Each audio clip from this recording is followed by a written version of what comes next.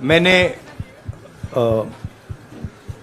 आप सब से काफी बार बोला है कि हिंदुस्तान में लोकतंत्र पर आक्रमण हो रहा है और इसका हमको हर रोज नए नए उदाहरण मिल रहे हैं।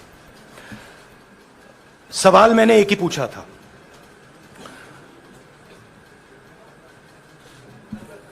फाउंडेशन पे जाता हूं, अदानी जी की शेल कंपनीज हैं, अदानी जी की शेल कंपनीज हैं, उसमें 20,000 करोड़ रुपया किसी ने इन्वेस्ट किया। अदानी जी का पैसा नहीं है, का पैसा नहीं है। अदानी जी का इंफ्रास्ट्रक्चर बिजनेस है, पैसा किसी और का है। सवाल यह है, ये जो 20,000 करोड़ रुपए हैं, ये किसके हैं?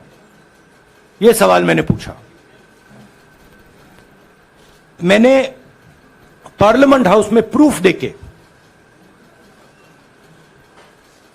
जो मीडिया रिपोर्ट से मैंने निकाला, अदानी जी और नरेंद्र मोदी जी के रिश्ते के बारे में डिटेल में बोला।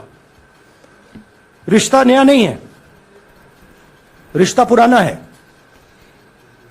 जब नरेंद्र मोदी जी गुजरात के सीएम बने थे, तब से रिश्ता है और उसके बहुत सारे पब्लिक प्रूफ्स हैं। हवाई जहाज में मैंने फोटो दिखाई, नरेंद्र मोदी जी बड़े कंफर्ट में बैठे हुए थे अपने दोस्त, अपने मित्र के साथ। पार्लियामेंट में मैंने दिखाई। यह सवाल मैंने पूछा। फिर मेरी स्पीच को एक्सपंज किया गया। मैंने स्पीकर को डिटेल चिट्ठी लिखी, पॉइंट बाय पॉइंट, कि मैंने कहा कि एयरपोर्ट्स अदानी जी को रूल बदल के दिए गए हैं, ये लीजिए रूल की कॉपी, उसको बदला गया है। चिट्ठी लिखी, कोई फर्क नहीं पड़ा। फिर मेरे बारे में मंत्रियों ने पार्लियामेंट में झूठ बोला, बोला कि मैंने विदेशी ताकतों से मदद मांगी। मैंने ऐसी कोई बात नहीं की है। मैंने कहा स्पीकर से, मैंने जाके कहा, स्पीकर सर, पार्लियामेंट का नियम है कि अगर किसी मेंबर पर कोई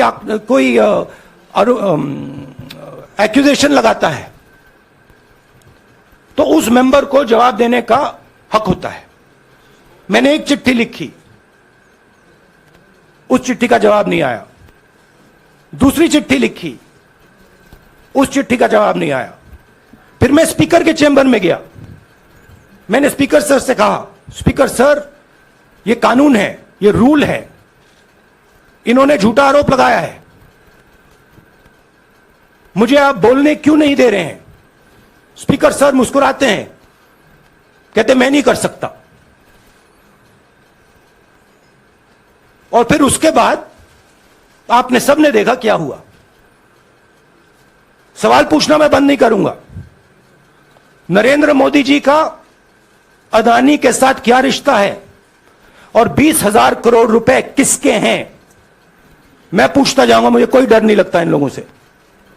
और अगर ये सोचें कि मुझे डिस्क्वालीफाई करके, धमका के, जेल में डाल के मुझे बंद कर सकते, नहीं, मेरी वो हिस्ट्री नहीं है। मैं हिंदुस्तान के लोकतंत्र के लिए लड़ रहा हूं और मैं हिंदुस्तान के लोकतंत्र के लिए लड़ता रहूंगा। किसी चीज से नहीं डरता हूं, यह सच्चाई है।